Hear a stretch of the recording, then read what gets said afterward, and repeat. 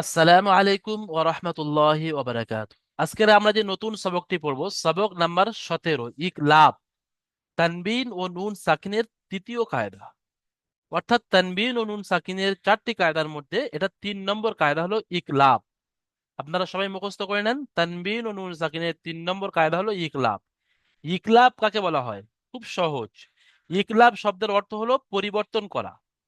ইকলাব শব্দের অর্থ হলো পরিবর্তন করা, একটা অক্ষরের জায়গায় আর একটা অক্ষর পড়া। কখন পড়তে হবে? যখন তানবিন বা নুন সাকিনের পরে যদি বা আসে, একটা অক্ষর, তানবিন বা নুন সাকিনের পরে যদি বা আসে, তাহলে তানবিন বা নুন সাকিনকে মিমের দ্বারা পরিবর্তন করে একালি পরিমাণ গুণনা সহ পড়তে হবে, একে ইকলাব বলা হয়। যেমন এখানে উদাহরণ দেখেন, এখানে নুন সাকিন, মিম নুনজের মিন, নুন সাকিনের পরে একটা অক্ষর বা এসছে। তাহলে কি করতে হবে? এই নুনের পরিবর্তে মিম পড়তে হবে, ওই জন্য করে ছোট্ট মতো মিম এখানে দিয়ে দিয়েছে। এই নুনটা আর পড়া যাবে না, নুনের পরিবর্তে মিম পড়তে হবে।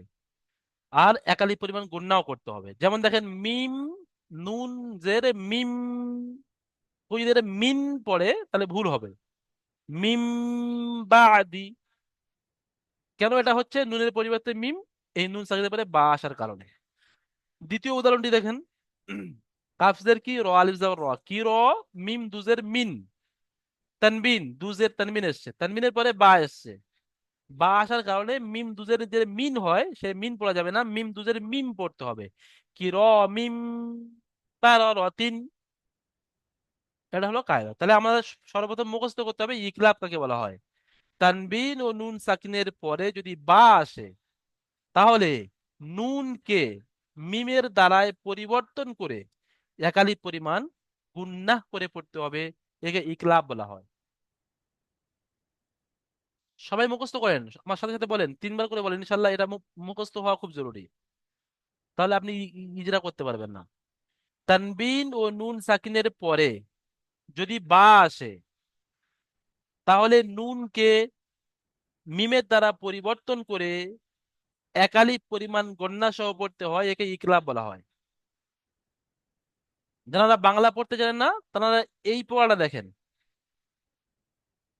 সরি, তানবিন ও নুন সাকিনের পরে যদি বা আসে, তাহলে নুনকে মিমের দ্বারা পরিবর্তন করে একালি পরিমাণ গণনা করে পড়তে হয়, একে ইকলাব বলা হয়। আচ্ছা, সাইদুল্লাহ খান ভাই একটু শোনান তো, ইকলাব কাকে বলে? ইকলাব হচ্ছে তানবিন ও নুন সাকিনের পরে যদি বা আসে তাহলে তানবিন বা নুন সাকিনকে মিম দ্বারা পরিবর্তন করে একালি পরিমাণ গুণনা করে পড়তে হয়, একে ইকলাব বলে। মাশাআল্লাহ। শেখ শাহজাহান ভাই বলেন, ইকলাব কাকে বলা হয়? ইকলাব রুট তানবির ও নুন সাকিনের পরে তানবিন ও মিম সাকিন নয়, 3 নম্বর তানবিন ও কায়দাকে নুন হুম, সাকিনের পরে তানবির ও নুন সাকিনের পরে যদি যদি বা নুন আসে, আসে, বা বা আসে, যদি বা আসে, তো হ্যাঁ বা আসে নুনটাকে মিমের নুন আহ, সাকিনকে মিমের দ্বারা পরিবর্তন করে মিমের দ্বারা পরিবর্তন করে একালি পরিমাণ গুণনা করে করতে হবে। একে কি বলা হয়? একে ইখলাফ বলা হয়। ইকলাব বলা হয়। আচ্ছা, এমডি সামিম আক্তার ইখলাফ ভাই বলা বলেন, হয়। সামিম জি আক্তার ভাই হুজুর। বলবেন, তানবিন ও নুন সাকিনের 3 নম্বর কায়দা কি? ইকলাব ইকলাব কাকে বলা হয়? তানবিন ও নুন সাকিনের পরে যদি বা আসে তাহলে তানবিন বা নুন সাকিনকে মিমের দ্বারা পরিবর্তন করে এক আলিফ পরিমাণে গুণনা সহ পড়তে হয়, একে ইকলাব বলে। ঠিক আছে, তাহলে দেখেন, ঠিক আছে, মিট করে নেন। এবারে দেখেন, আমাদের এই এই ইজরাটা সর্বপ্রথম মুখস্থ করতে হবে। যে নুন সাকিনের পরে এখানে দেখেন, মিম নুনজের মিন, নুন সাকিনের পরে বা এসছে, তাই নুন সাকিনকে মিমের দ্বারা পরিবর্তন করে একালি পরিমাণ গণনা করে পড়তে হবে, একে ইগলা বলা হয়। এটা হলো ইজরা। আচ্ছা, এই ইজরাটা পড়ে এইরকম ভাবে ইজরা করে পড়ে শোনাবেন আমাদের আশরাফুল গায়েন হলেন। জি হুজুর। প্রথম প্রথমেরটা পড়াটা, হ্যাঁ বলে প্রথমটা দিচ্ছি। পড়েন। প্রথমে কেটে বানান করেন, মিম তারপরে বা ইজরা করবেন। একবারে টানা পড়ে দিচ্ছি ফার্স্টে। মিম বা আদি, মিমের নিচে প্রথমে জের কেটে আসছে, বানান জেরটি করেন, হলো কেটে হারাকা। বানানটা এখানে খুব ইম্পর্টেন্ট আছে। আপনি যদিও আহ, খুব সুন্দরভাবে রিডিংটা পড়েছেন, কিন্তু কেটে বানানো এখানে গুরুত্ব আছে, এই কারণে এটা একটা নতুন সিস্টেম। এখানে কেটে বানান করতে হবে মিম নুন মিমজের মিম। কি বানান করবেন? মিম নুন মিমজের মিম। মিম বা আইন জবর বা, মিম বা দাল জের দি, মিম বাদি। তারপরে চলেন ইজরা। মিমের মিমের নিচে যে আছে, যেটি হলো হারাকাত। হারাকাতের পড়া তাড়াতাড়ি তাড়াতাড়ি পড়তে হয়, টান দেওয়া নিষেধ। নুনের উপরে সাকিন আছে। সাকিনওয়ালা অক্ষরকে ডান না দিকের না, অক্ষরের সাথে এখানে মিলিয়ে পড়তে সাকিনুল্লাহ হয়। অক্ষর ডান দিকের সাথে মিলিয়ে পড়ার প্রয়োজন নেই, কারণ এখানে আপনি সাকিনুল্লাহ অক্ষরকে ডান দিকের অক্ষরের সাথে জাস্ট মিলিয়ে পড়তে মিমেরটা পারবেন বলুন। না। নুন সাকিনের পরে বা ও আচ্ছা, এসছে। মিম মিম সাকিনের পরে বা আসছে। বাটি হলো হরুফে ইকলাব। একে মিম না না না, নুন সাকিন। নুন বাটাকে সাকিন। আপনি ছেড়ে দেন না, যে নুন সাকিনের পরে বা এসছে তাই নুন সাকিনকে মিমের দ্বারা মিমের দ্বারা পরিবর্তন করে পরিবর্তন একালি পরিমাণ গুণনা গুণনা করে করে পড়তে পড়তে হয়। হবে, একে ইকলা বলা হয়। যেমন পড়ে শোনান। যেমন মিম নুন মিম নুন মিমজের মিম। হ্যাঁ, এখন আপনি কেটে বানান করছেন কেন? এখন টানা পড়বেন। যেমন মিম যেমন মিম বা আদি। মিম গুণনা করেন, মিম বা আদি। মিম বাদি। হুম। ঠিক আছে, মাশাআল্লাহ, সুন্দর হয়েছে। আচ্ছা, সাগর ভাই করেন, সাগর শেখ। তারপর একটা পড়ে শোনাবেন। প্রথমে কেটে বানান করবেন, কাপ তারপরে ইজরা।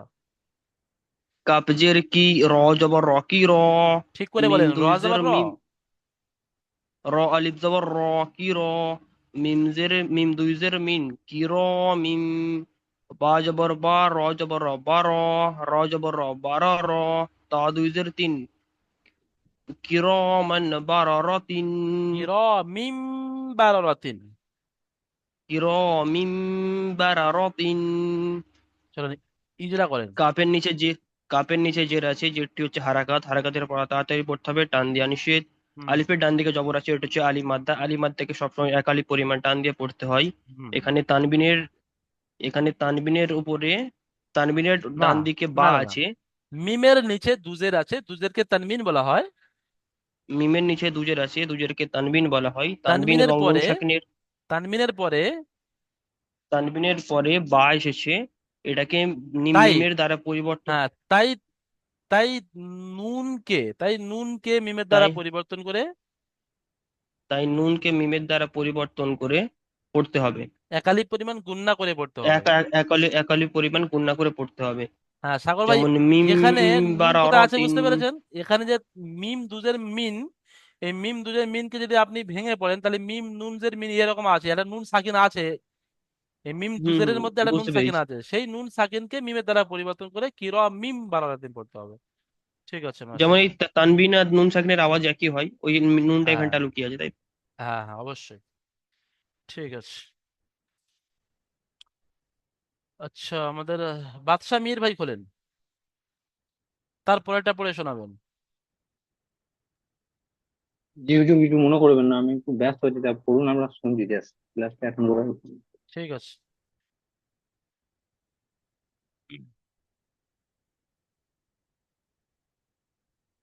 হ্যাঁ, শাহজাহান ভাই বলেন, কিছু বলতে যাচ্ছেন? আমি বলছিলাম যে নুন বা তানবির দুজের এলো আর কি, ওই মিমের মিম ধরেই পড়তে হবে, তো নুনের জায়গায় মিম হ্যাঁ পড়তে হবে, দেখেন হ্যাঁ হুজুর। এখানে, এই যে কায়দাটা হচ্ছে চারটে কায়দা, এটা শুধু দুজেরের কায়দা নয় হুম বা শুধু নুন সাকিনের কায়দা নয়। তানমিন বলা হয় দু হুম। জাবার দু জের দু পেশকে তানমিন বলা হয়। যে তাহলে হ্যাঁ, এই জি তিনটে জি। জিনিস, আর একটা হলো নুন সাকিন, এই চারটে নিয়ে চারটে হুম কায়দা। হুম, তানবিন ও নুন ঠিক ঠিক। সাকিনের চারটি কায়দা। হুম তার মধ্যে একটা তিন হুম, নম্বর কায়দা মানে এই চলছে। চারটে, হ্যাঁ, এই চারটে আগে বা আসলেই মোটামুটি হ্যাঁ, এটা মিম এই করেই পড়তে হবে, তাই চারটি তো, অর্থাৎ দু একলাপে, হ্যাঁ জের হুজুর। চাই দু পেশ চাই দু হুম জাবার চাই নুন হুম সাকিনের পরে যদি বা আসে, তাহলে ওই নুনটাকে বাদ হুম দিয়ে হুম। মিমের সাথে মিলিয়ে একালি পরিমাণ গণনা করে পড়তে হবে। জি জি জি। সাবির গোলদার ভাই পড়েন তারপরেরটা।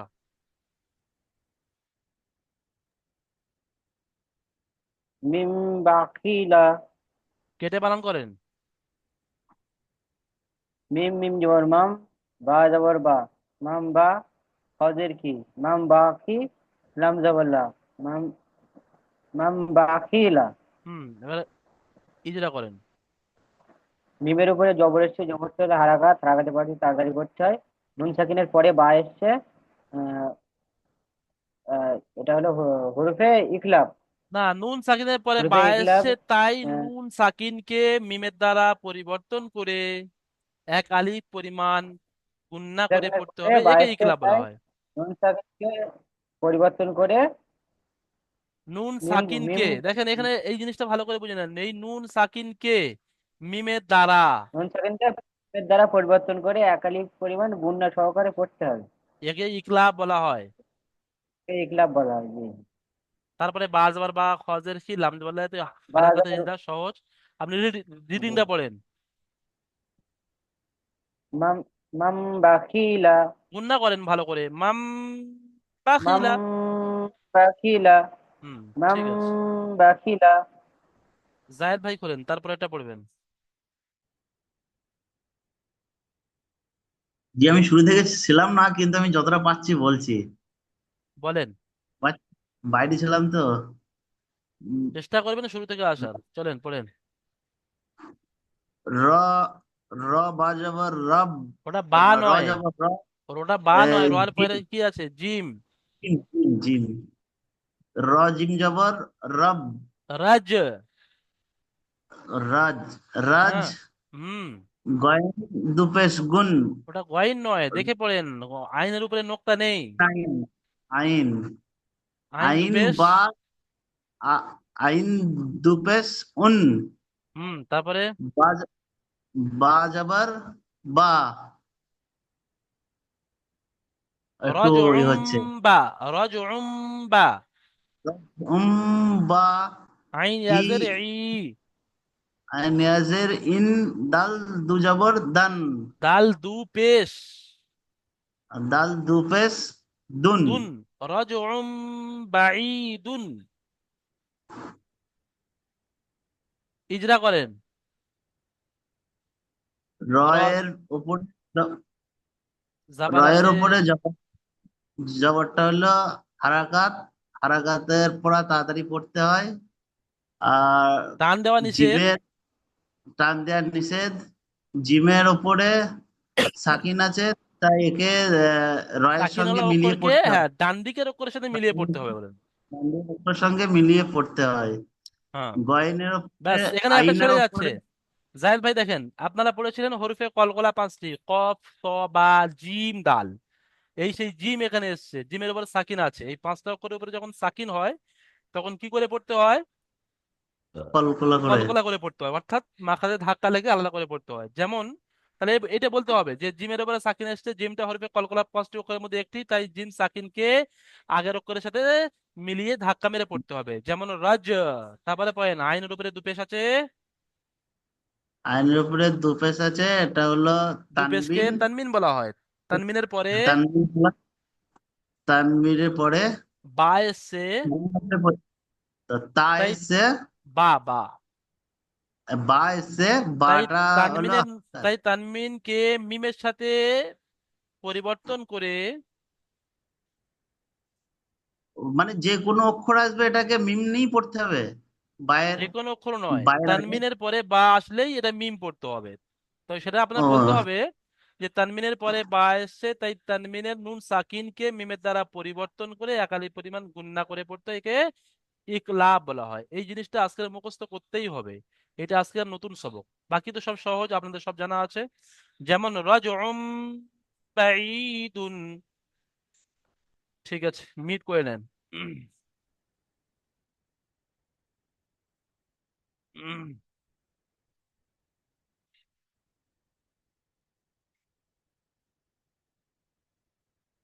আচ্ছা, রোশন ভাই খোলেন,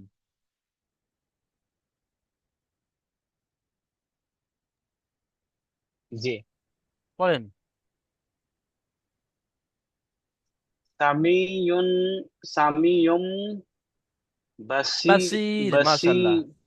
কেটে কেটে বানান করেন। দেখেন, এই সামিয়ুম কেটে কেটে বানান বাসির। এই জন্য করতে বলছি যে সবাই রিডিং যদিও হুম পড়তে পারে, তারপরে যখন আপনারা পরীক্ষা দেবেন, পরীক্ষায় কিন্তু হুম এই তিনটে বিষয় পড়তে হবে। প্রথমে কেটে বানান করতে হবে, তারপরে আপনাদের ইজরা করতে হবে, তারপরে শেষে গিয়ে রিডিং করতে হবে।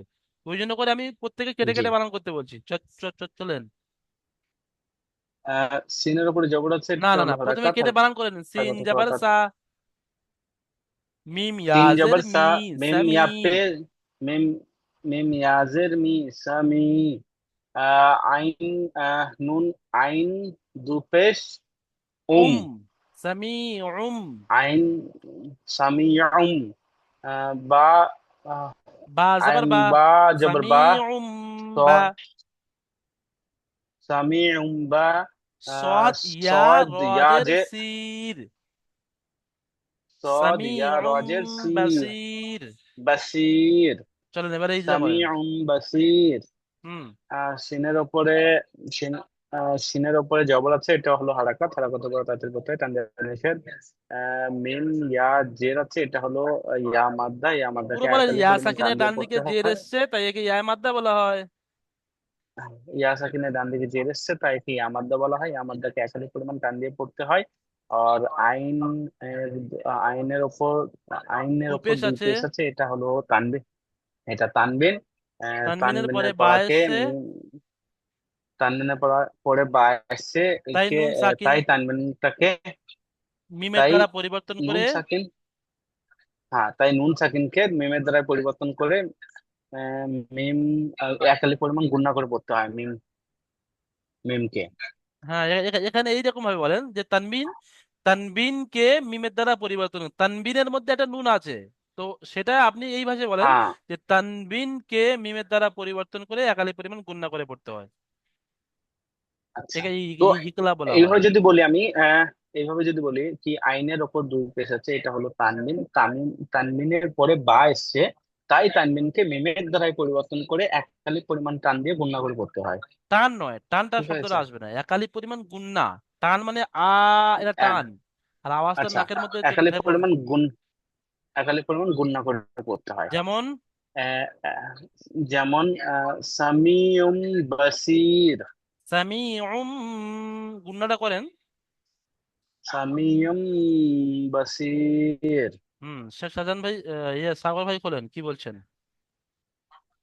জি, যে এই জায়গাটা ঠিক বুঝতে পারছি না, এই জায়গাটা ভাই হুম, আপনি তুলে দিলেন তো। কিরমিম বাররা, ওই তাই তো? জায়গাটা না না, ওটা না, আপনি তুলে দিলেন তো এটা, এই যে তিনটে অক্ষর একসাথে হয়ে গেল এটা, আচ্ছা আচ্ছা, ঠিক এই আছে জায়গাটা ঠিক একটু আছে। গুলিয়ে গেল। ওই বিষয়টা আমি বলছি।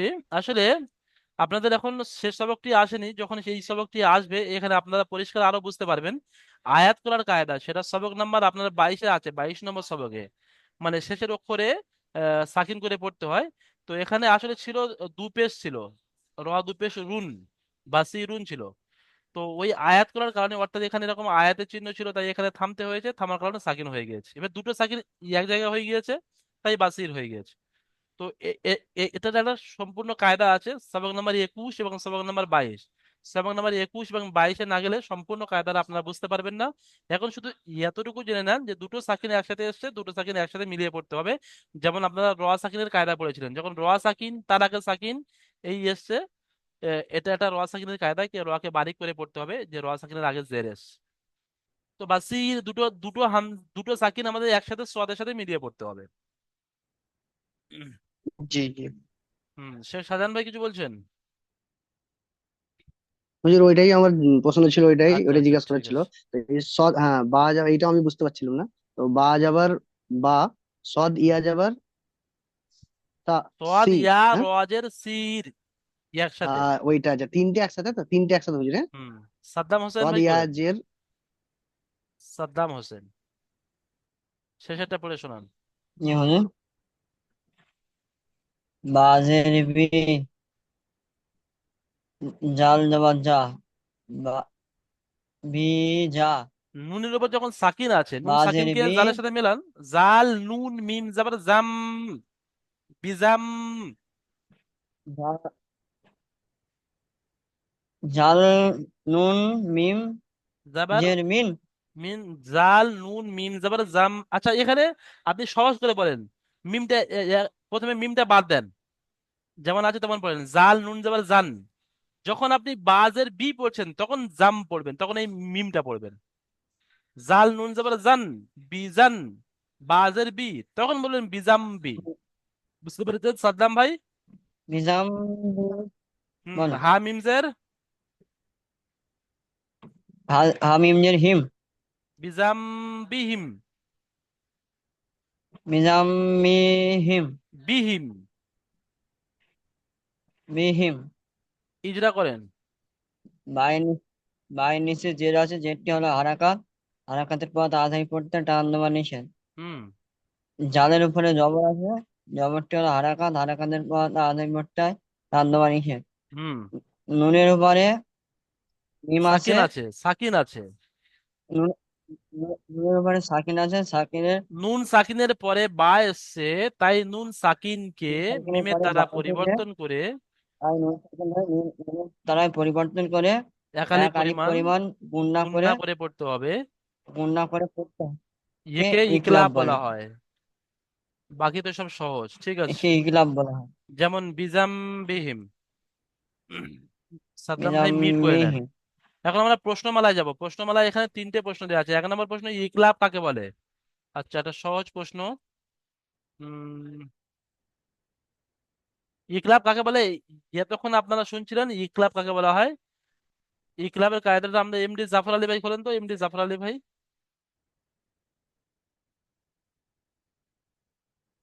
আচ্ছা, আমাদের টাইম খুব শর্ট আছে, আমাদের আজকে একটু মাখরাজ পড়তে হবে। তো ইকলাব কাকে বলা হয়? তানমিন ও নুন সাকিনের পরে যদি বা আসে তাহলে তানবিন ও নুন সাকিনকে মিমের দ্বারা পরিবর্তন করে একালি পরিমাণ গুণনা করে পড়তে একে ইকলাব বলা হয়। এখানে একটা শব্দ আছে, শব্দটির বানান ইজরা করতে হবে। আপনারা পুরো সবকের বানান ইজরা করে নিয়েছেন, মানে এই রজউম বাঈদুন এর বানান ইজরা করতে আপনাদের কোনো সমস্যা হবে না। আর 17, 15, 16, 17 তিনটে মাখরাজের অনুসরণ করতে হবে আজকে।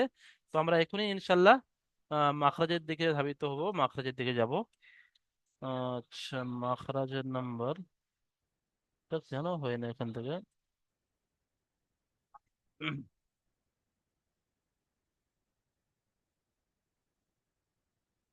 17, 15, 16, 17 তিনটে মাখরাজ। দেখেন, আজকে 15 নম্বর মাখরাজে একটা আছে মিম, 16 নম্বরে আছে বা, আর 17 নম্বরে ফা। তিনটে অক্ষর তিনটে জায়গা থেকে উচ্চারণ হয়। মিম, আপনি প্রথমে দেখেন এই মিমকে পড়েন, মিম দুটো ঠোঁট মিলছে। তো সেটা এখানে বলেছে যে দুই ঠোঁটের শুকনো অংশ মিলিত হয়ে উচ্চারণ হয় মিম। যেমন আপনি মিমকে সাকিন করে না, তার শুরুতে হামজা যাবেন আম। দেখেন দুটো ঠোঁটের শুকনো অংশ, আম, ইম, উম। তাহলে এটা হলো মিমের মাখরাজ। বা, বা দুটো ঠোঁটের ভিজে অংশ মেটে, এই ভিতরের অংশটা বা। আব, ইব, উব দুই ঠোঁটের ভিজে অংশ হতে উচ্চারিত হয় বা। একদম সহজ। ফা, ফা, ফার মাখরাজটা দেখেন, নিচের ঠোঁটের ভিজে অংশ, নিচের ঠোঁটের ওই ভিতরের অংশটা ভিজে অংশ, এবং সামনের উপরে দুই দাঁতের আগার সাথে লাগিয়ে উচ্চারিত হয়। উপরে যে দুটো দাঁত আছে, শক্ত দাঁত, কঠিন কঠিন জিনিসগুলো আপনারা কামড়ে কামড়ে খান, যেটা এটাকে নাব বলা হয়, অর্থাৎ ধারালো খুব হয়। ওই দুটো দাঁতের উপরের অংশ নিচের ঠোঁটে লাগান। আফ, ইফ, হাওয়া কিছু বেরিয়ে যায়। আফ, ইফ, উফ। ফা, ফা, আলাম তারা কাইফা, ফা কাইফা, ফা, ফা, আফ, ইফ, উফ। তাহলে তিনটে মাখরাজ খুব সহজ ভাবে আপনারা ইয়াদ করে নিতে পারবেন, মুখস্থ করে নিতে পারবেন, যে দুই ঠোঁটের শুকনো অংশ থেকে মিলিত হয় মিম, দুই ঠোঁটের ভিজে অংশ মিলিত হয় বা, আর দুই ঠোঁটের ভিজে অংশ এবং সামনের উপরের দুই দাঁতের আগার সাথে লাগিয়ে উচ্চারিত হয় ফা। বা, মিম, ফা সব এই দুটো ঠোঁটের কাছে কাজ, জিভের কাজ এখানে নেই। আর শেষে একটা মাখরাজ আছে, এটাও আপনারা আজকের মুখস্থ করে নেন, আলিফ, যেটা আপনারা সর্ব শুরু থেকে যে অক্ষরটা পড়েছিলেন তার মাখরাজ সবার শেষে এসছে।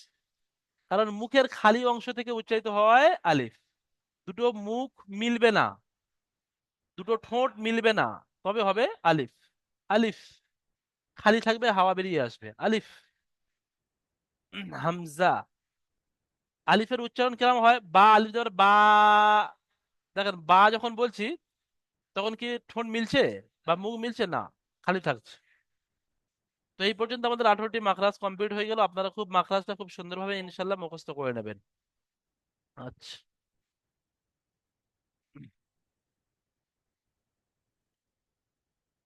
বলেন, সবক বুঝতে বা কোনো দিক থেকে অসুবিধা আছে, কারের কোনো সমস্যা হচ্ছে? আপনারা মেহনত করছেন। তানবিন ও নুন সাকিনের কায়দা, আহ চারটে কায়দার মধ্যে ধরো আজকে তিনটে হয়ে গেল। এই তিনটে কায়দা কিন্তু খুব গুরুত্বপূর্ণ কায়দা। এটা আপনারা যতদিন কোরআন শরীফ পড়বেন ততদিন আমি জিজ্ঞাসা করব। সাবির গোল্লার ভাই বলেন। বলছি হুজুর, এই যে নুন সাকিনের পরে যে বা আসছে, এর কারণে যে নুন সাকিনকে মিমের দ্বারা পরিবর্তন করে পড়তে হচ্ছে। এই বাইয়ের জায়গায় কি অন্য কিছু আসলে এটা পরিবর্তন হবে না? না না না, যেমন আপনারা হরফে হালকি 6টি পড়েছিলেন, হামজা হা আইন হা গইন খ, তখন বিনা কন্যা হয়েছিল। জি আর তানবিন ও নুন সাকিনের পরে যদি 15টা অক্ষর তা সা জিম দাল জাল জা সিন সিন সাদ দাদ তজা ফা কফ কাফ, সেটা গুণনা হয়েছিল। আর এই একটা অক্ষর বা, যেটা তানবিন ও নুন সাকিনের পরে আসলে, সেটা হলো গুণনা করে পড়তে হবে এবং নুনের দ্বারা, আর নুনটাকে বলছি মিমের যে দ্বারা পরিবর্তন করবে। আর দেখেন আরেকটা বিষয়, এরপরে 4 নম্বর কায়দাটা যেটা আছে, তাহলে আপনারা সর্বপ্রথম পড়েছিলেন 6টা অক্ষর, হামজা হা আইন হা গইন খ, তারপরে পয়েন্ট 15টা অক্ষর জি পড়েছেন, তাহলে কটা হয়ে গেল? 6 15 21টা। আজকের এই একটা অক্ষর পড়লেন, 21টা। 22টা। তাহলে বাকি আছে কটা? আচ্ছা, 22 আচ্ছাই বাকি আছে কটা? 28টা, 29টা ওয়ার্ড টোটাল, আর বাকি আছে 7টা মতো বাকি বাকি আছে। আছে 7টা, কিন্তু হামজার আলিফ ইয়ে দুটো একটা করে নেন, 6টা অক্ষর বাকি আছে। সেই 6টা অক্ষরের কায়দা জি আপনারা জি সবক নাম্বার, এর পরে যেটা সবক আসবে সবক নাম্বার 18, সেই সেই কায়দাটা পড়বেন আপনারা। ঠিক আছে, মানে জি সবক নাম্বার 18 যেটা আসবে ওটা তানমিন উন সাকিনের 4 নম্বর কায়দা, ঈদগাম ইয়ার মানু। ওই ঈদগাম ইয়ার মানে অন্য কিছু বলবে না, ওই যে 6টা অক্ষর বাকি আছে, ওই 6টা অক্ষর আসলে কিভাবে জি পড়তে হয় সেই বিষয়টা বলা হবে। ঠিক আছে, আমাদের এই জি প্রথম জি জুম কমপ্লিট হয়ে গিয়েছে ইনশাল্লাহ। আমরা এখন দ্বিতীয় জুমে যাব, ওখানে গিয়ে আমাদের পিছনে রিভাইজ আছে সবক নাম্বার 16, খুব ইম্পর্টেন্ট সবক, ইকফার বিষয়টা আমরা শুনবো ইনশাল্লাহ। ওই জন্য আপনারা সবাই দ্বিতীয় জিমে অবশ্যই জয়েন হবেন, ওখানে আমরা প্রত্যেকেই সবক শোনানোর চেষ্টা করবেন। আপনারা সবাই সুস্থ থাকবেন, ভালো থাকবেন। আসসালামু আলাইকুম ওয়া রাহমাতুল্লাহি ওয়া ওয়ালাইকুম বারাকাতুহু। আসসালাম ওয়া রাহমাতুল্লাহি ওয়া বারাকাতুহু। আল্লাহ পাক সকলকে ভালো রাখুক, আপনাকে